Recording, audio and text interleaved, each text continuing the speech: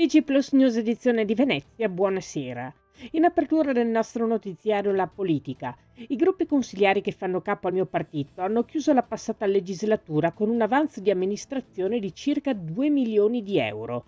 Mi sono confrontato con i capigruppo e la quota subito disponibile, pari a circa 550.000 euro, sarà destinata alla sanità pubblica. Lo ha annunciato il presidente della Regione del Veneto, Alberto Stefani, a conclusione della conferenza stampa di Natale. Il presidente ha sottolineato che questo è uno dei suoi ultimi atti da segretario regionale di partito, concordato con il capogruppo della Lega Alberto Villanova e del gruppo Zaia presidente Giuseppe Panna. Il Consiglio Comunale Prenatalizio di Dolo, chiamato ad approvare il bilancio di previsione 2026 e il piano triennale delle opere pubbliche, porta con sé la tanto attesa riqualificazione di Piazza del Grano. L'intervento ridisegnerà finalmente il centro cittadino, dando nuova vita alla fontana, mantenendo il monumento a Garibaldi e il pennone. La nuova Piazza del Grano diventerà uno spazio da vivere, circondato da aree verdi, in piena sicurezza rispetto al traffico veicolare. Il cantiere aprirà nella primavera 2026. Il costo previsto per l'intervento è di 1.800.000 euro circa, destinato a scendere in sede di aggiudicazione dell'appalto. Cambiamo argomento.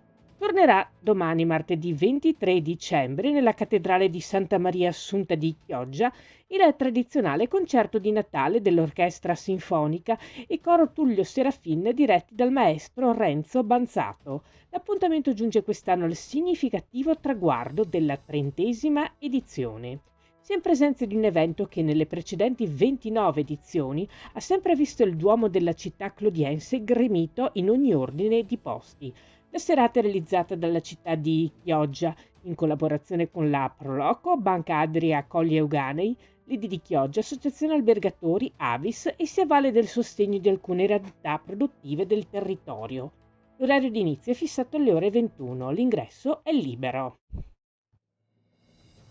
E il Capodanno a Mestre si festeggia al Teatro Corso con Carlo e Giorgio. Il duo comico porta in scena tutti i personaggi più famosi e alcune novità in doppia replica. Mercoledì 31 dicembre, ore 22:30 e giovedì 1 gennaio, ore 18.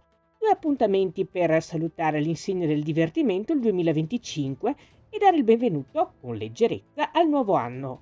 Le voci di Carlo e Giorgio si alternano a quelle dei ben noti personaggi che nei vari spettacoli hanno raccontato il nostro vivere quotidiano, tra crisi economica, emergenza climatica, novità tecnologiche e cambiamenti sociali di ogni tipo.